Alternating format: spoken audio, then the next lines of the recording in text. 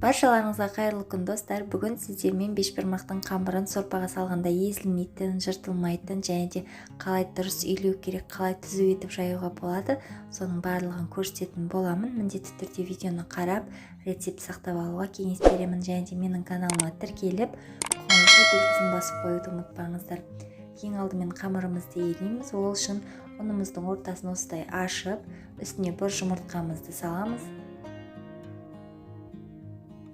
Содан соң стакандағы суымыздың ішіне аз ғана дәміне қарай тұзымызды салып, ұнымызға аз-аздан құйып отырып, алдымен осылай қасықтың көмегімен біріктіріп аламыз. Содан соң қолымызбен қамыр елейміз. Қамырымыз қатты болуы қажет. Қамырды илеу қанғанша жақсылап илеуіміз қажет. Көріп тұрғандарыңыздай біздің қамырымыз дайын. Енді бетін жауып, бөлме температурасына 5-10 минутқа тындырып қоямыз. Қамырымыз жақсы тынғаннан соң алып, алдымен қолымыздың көмегімен дәл видеодағыдай етіп жасап аламыз.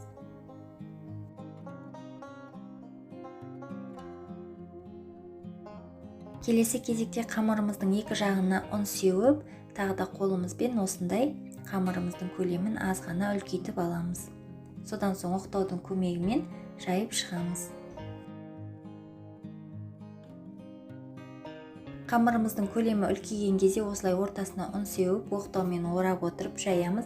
Осы кезде айтатын жайт, қамырға қатты күш салып жаюға болмайды. Жай ғана оқтаудың екі шетінен басып отырып қана жаямыз. Сонда қамырымыздың барлық жері бір тегіс және де түп-түзу болып шығатын болады. Қамырымызды айландырып отырып жаямыз.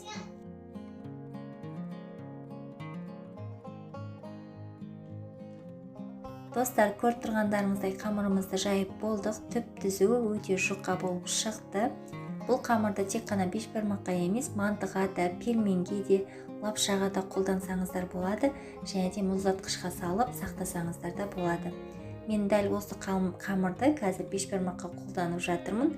Сорпаға салғанда езілмей, жыртылмай, бір-бірімен жабыспай өте әдемі болып пісіп шығады. Міндетті түрде осы рецептпен жасап көруге кеңес беремін. Егер видеоны соңына дейін қараған болсаңыздар, лайк басып, менің каналыма тіркеліп, видеоларыма лайк басып, және де астына комментарий қалдыруды ұмытпаңыздар.